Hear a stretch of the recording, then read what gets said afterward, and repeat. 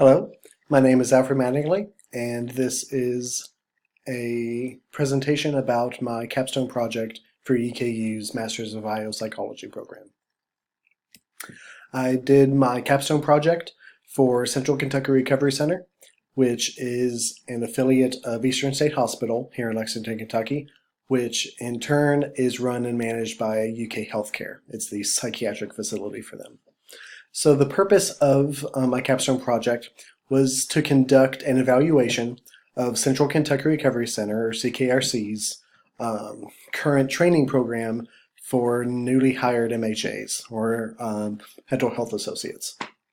This is a job that I currently work in for CKRC myself.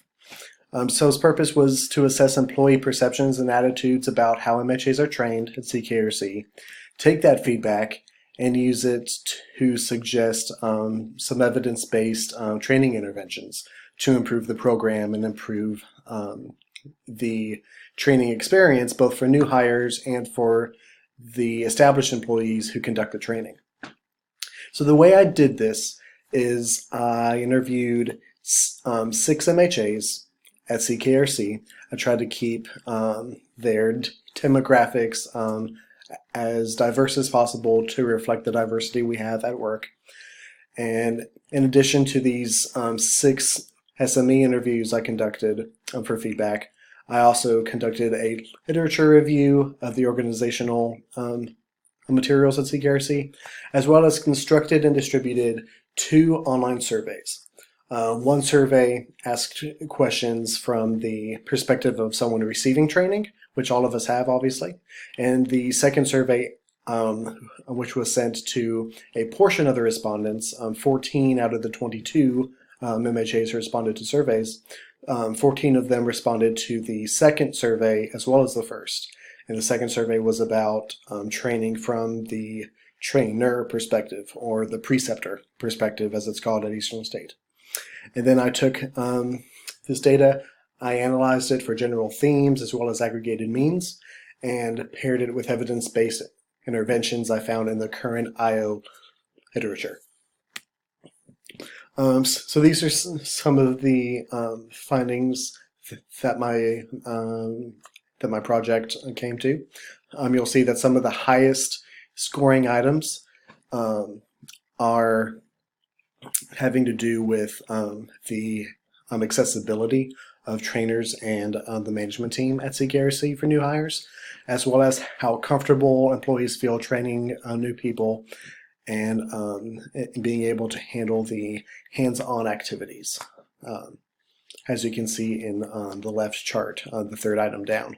While some of the lower things that were scored on the surveys were the CKRC training materials, as well as being told ahead of time that one might have to train a new hire, and the resources available to us for training. It came out to overall satisfaction scores for the trainees, a 3.7 out of a 5-point Likert scale, and a 3.5 for the preceptors. And these are the general themes I found based on the frequency with which they came up, both in the open response questions of the surveys, as well as the interviews I conducted with my subject matter experts. Of particular interest on this chart is the idea of having several different people conduct the training.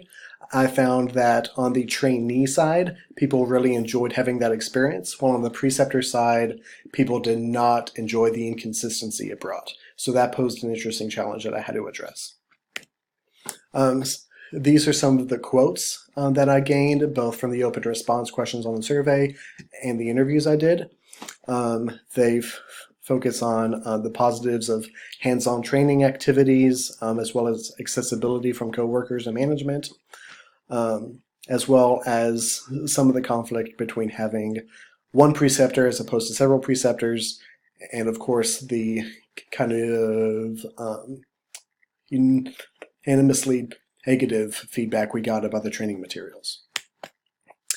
So I took all of this information I found, all of the data I gathered, and used it and intervention cited in the IO psychology literature to develop 4 recommendations to improve the training program at CKRC. The first recommendation was an employee mentorship program.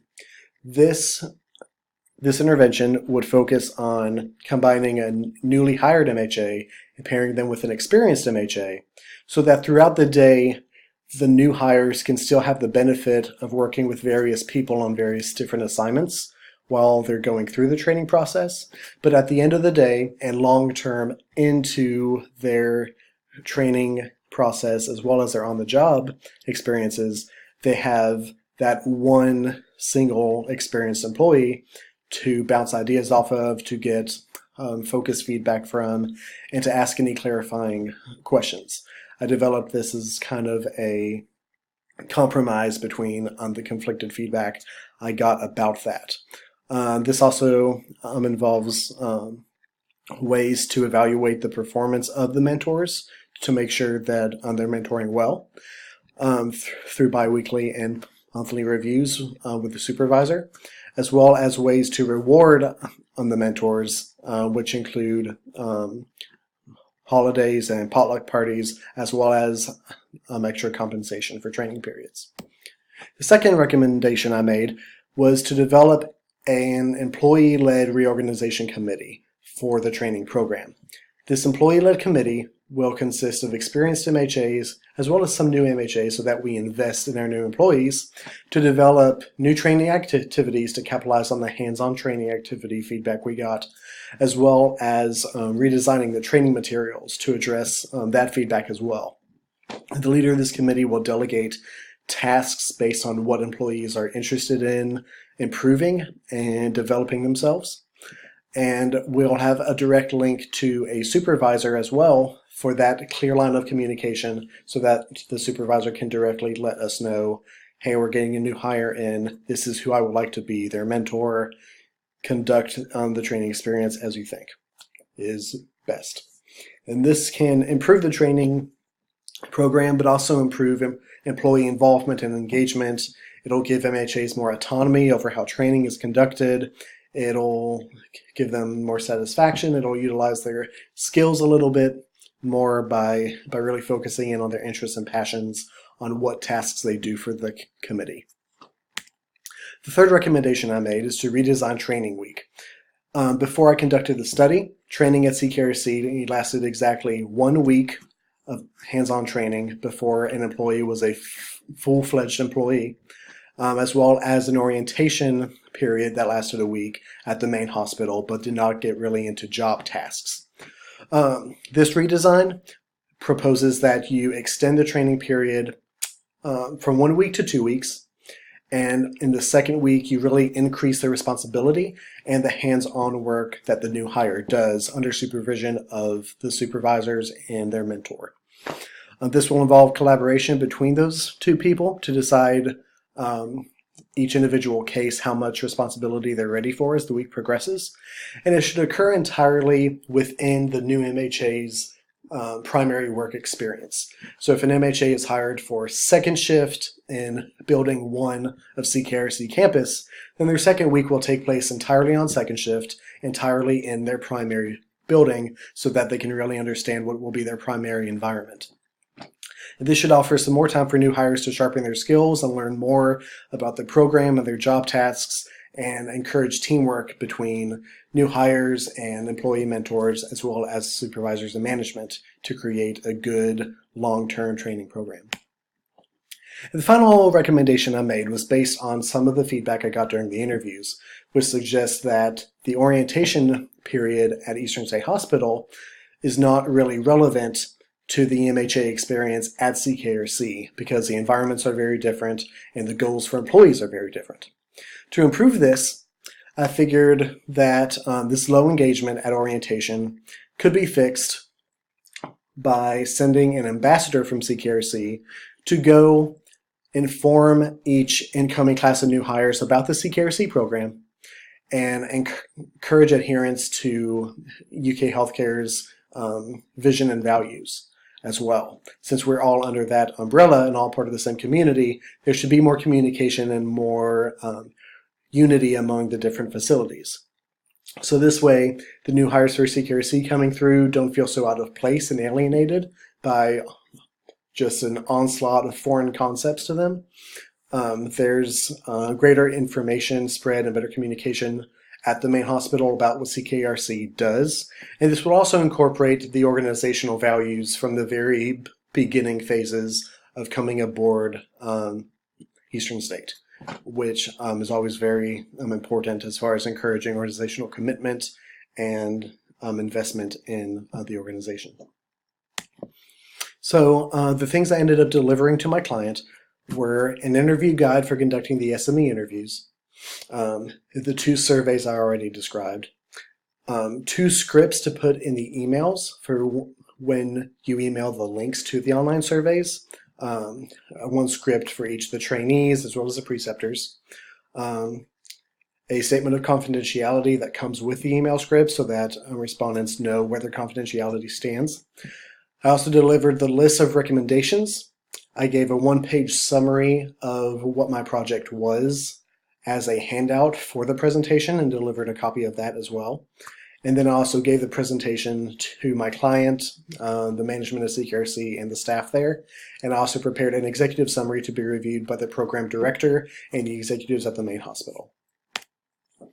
Some of the obstacles I found during this project were not immense obstacles, but they were somewhat tricky to navigate.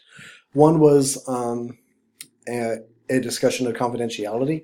Just after I had finished my interviews with the SMEs, my primary contact, who was a supervisor at the organization, had asked if I had found anything interesting. And I don't think that was an insidious question, but depending on how I had answered it, my answer had the potential to give away some confidential information about my interviewees. So when he asked that, I had to make sure I really watched what I say and gave somewhat of a generic answer for the sake of protecting my SME identities. This was really important to have that early conversation so that they can understand what expectations they can have about confidentiality. And then another obstacle was relating to the surveys. When I started my project, I thought I would only develop 1 survey for everybody. And then as I went on with my interviews and researching the literature with CKRC, I found that the roles of trainee and trainer were very, very different. And while everybody could relate to the trainee aspect, not everyone could relate to the preceptor aspect. So in order to get adequate information from both of those roles, I decided to develop the 2 surveys, one that everyone took, and then the preceptor survey that just the more experienced precepting employees took. I learned a lot from this project. One is the importance of adaptability. As I just said, I really had to develop a second survey on the fly, which I wasn't expecting it to do, but it was the best step to take for my client and for those people I would be working with. Another important thing I learned was the importance of role clarification and being able to understand, how will this project affect the various employees? How will it start to get them to question their own roles and their own experiences and being gentle and thoughtful with that. I also learned the importance of confidentiality, as I already said, and being able to have those kinds of conversations very early in a project to establish what a client's expectations will be for something like that. And then if I could have changed one thing, I would have liked to involve a primary contact from the executive board at the main hospital so that they could have stayed clued in and on the same page with my project and my feedback, since they will be involved in several of the changes at CQRC as well, since they are kind of the parent company of that organization. So I learned a lot, and I'm very grateful for this opportunity to practice what I've learned. Here are all the wonderful references I used as evidence for my recommendations. And thank you very much for the opportunity and for the mentorship that all of you have given me.